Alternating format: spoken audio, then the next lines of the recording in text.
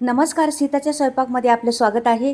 तर आज तुमच्यासाठी खास घेऊन आलेले कैरी आणि गूळ कुकरमध्ये उकडून तर पहा, एक थेंब बी पाण्याचा न वापरता. तर काय रेसिपी बनते, एकदम जबरदस्त रेसिपी बनते. नक्कीच पहा, व्हिडिओ संपूर्ण पाहिला तर कळेल. इथे मी कैऱ्या घेतलेल्या आहेत. पहा, आता मी तोतापुरी कैरी आहे आणि ती घेतलेली आहे मी. आणि आता मी ती कापून घेणार आहे. बघा, या पद्धतीने मी असं कापणार आहे तिला. हे बघा, सर्व कैरी मी कापून ही रेसिपी एवढी चविष्ट आणि मस्त लागते ना, नक्कीच तुम्ही करून पहा एकदा, तुम्हाला कळेल काय आहे ते. अगदी सोप्या पद्धतीत आणि एकही थेंब पाण्याचा न वापरता मी कुकरमध्ये उकडून तुम्हाला रेसिपी दाखवणार आहे. तर संपूर्ण व्हिडिओ पहा. अगदी कितीतरी दिवस टिकणारी ही रेसिपी आहे.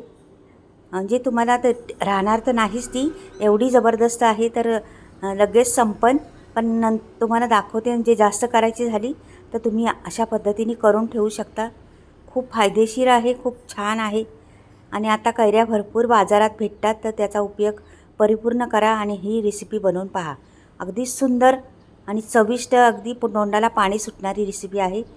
तर अशा रीतीने मी कैऱ्या चिरून घेते. कैऱ्यांची साल काढायची, का की तुरट असती साल, ती साल नाही ठेवायची. आतला गरच घ्यायचा कैरीचा. आणि हिरवी कैरी घ्यायची, पिवळी कैरी घ्यायची नाही. तर आता मी अशी साल काढलेली आहे पहा. आणि तिचं मी आता, आणि अगदी सोपी, तुम्हाला ना झंझट ती जास्त वाळवायची.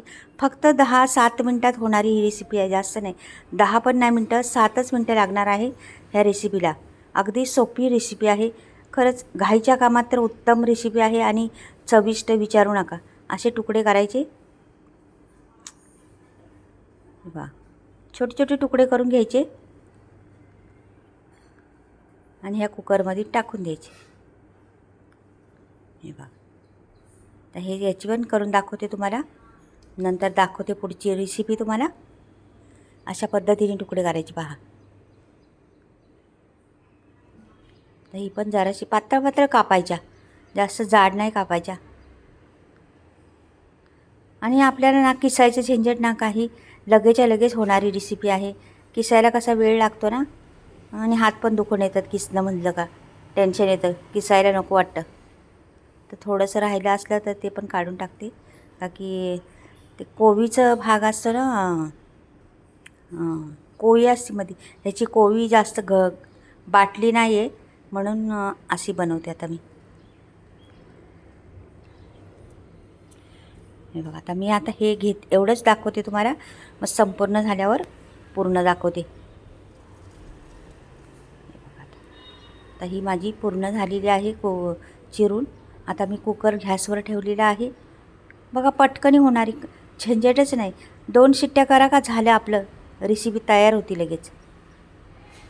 आता कुकर ठेवलेला आहे.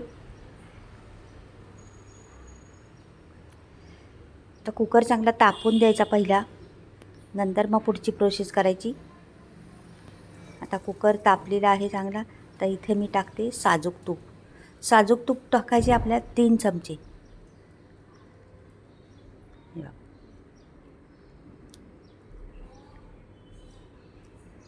तर इथे मी 2च चमचे टाकलेले आहे, पुरेसे वाटले मला, म्हणून 3 नाही टाकले.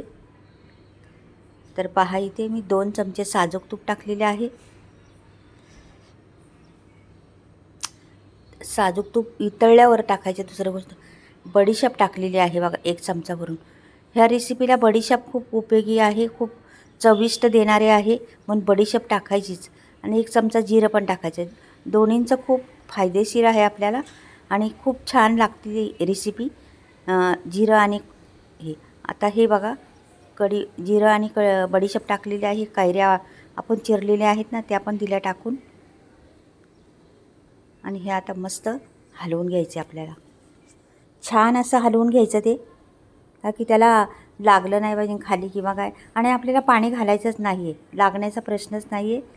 पाणी जरा पण वापरायचं नाही आणि कुकर तर बंद करायचं आहे. पहा आता काय बनणार आहे त्याचं, आणि काय बनणार आहे पहा तुम्ही.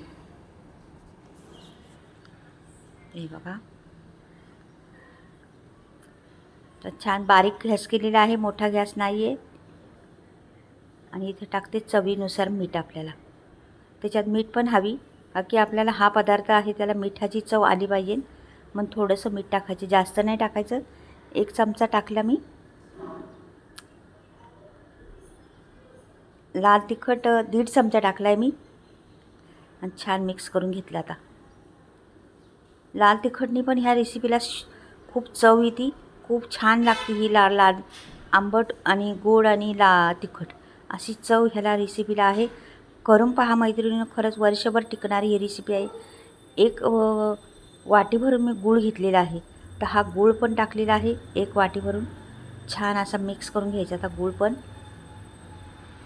पहा अशा पद्धतीने गूळ मिक्स करून घ्यायचा का की आणि आता आपल्याला झाकण बंद करायचे कुकरचं. हे पुरेसं झालेलं आहे सर्व.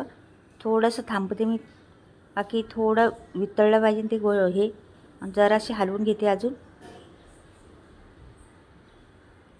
मिक्स करून घ्यायचं जरासं. सगळीकडे मसाला आणि ते सर्व लागलं पाहिजे.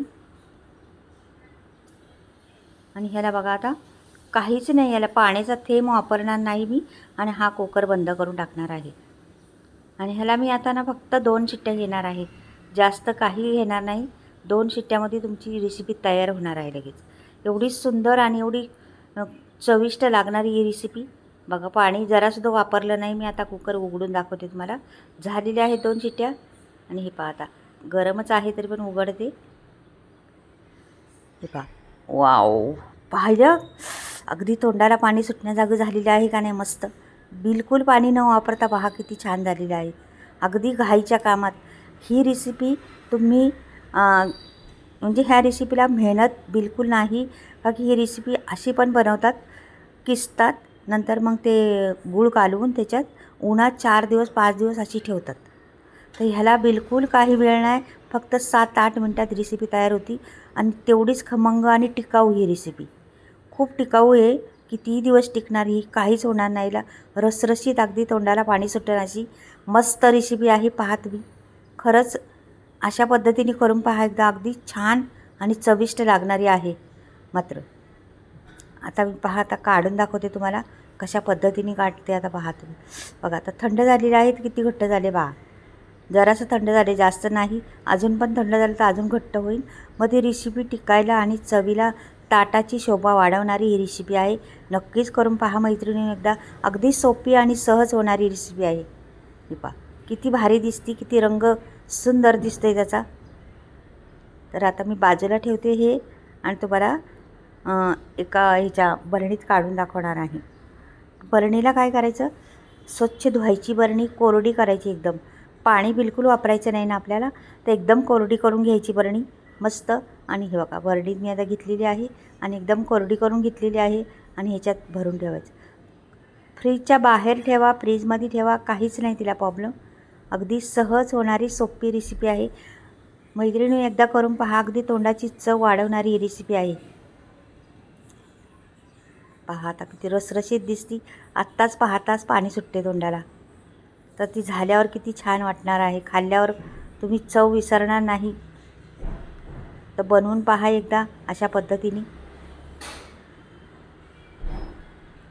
तर तुम्हाला आवडली तर नक्कीच मैत्रिणींना, नातेवाईकांना शेअर करा. सर्वांना बनवू द्या. अगदी सोपी रेसिपी, ना झंझट ना काही, सहज होणारी आणि एकदम ताटाची शोभा वाढवणारी म्हणतात ना तशी.